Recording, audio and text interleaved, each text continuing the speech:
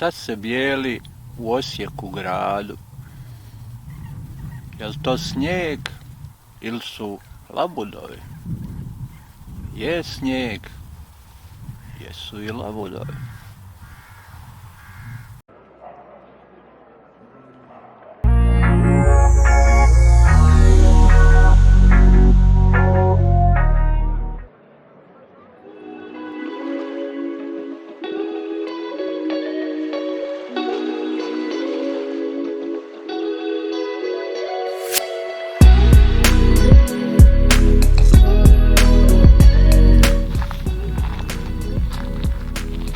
Još je 2-3 dana ostalo do kraja ove 2020.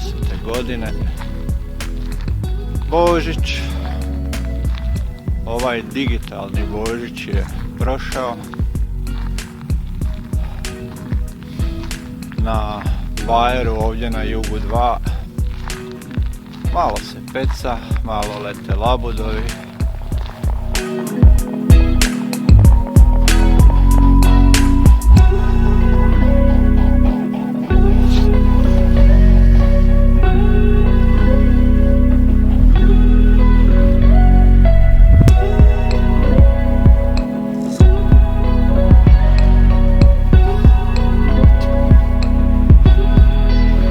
Ljudi šeću svoje kućne ljubimce,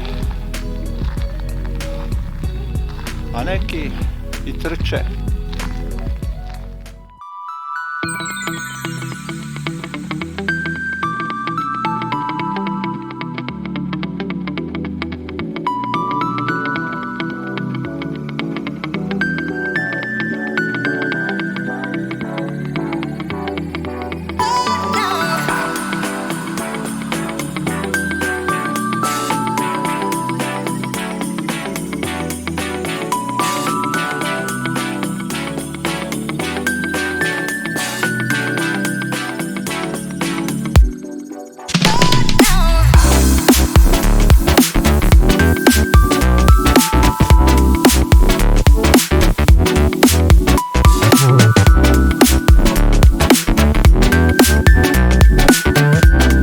Koji je ovo puta da organizirate ovakvu utrku ove vrste? Ovo je drugi puta da organiziramo kronometarsku utrku u Osijeku.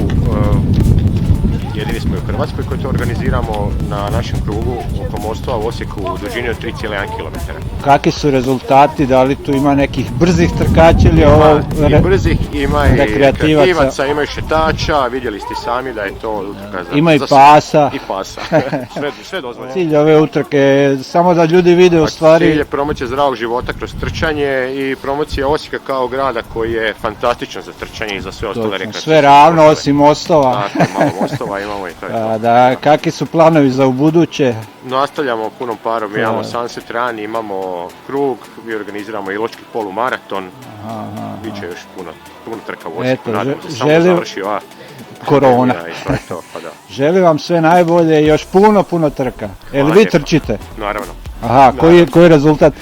Ne znam, vidjet ću, ja ću zadnji trčati sutra. Ok, hvala lijepo.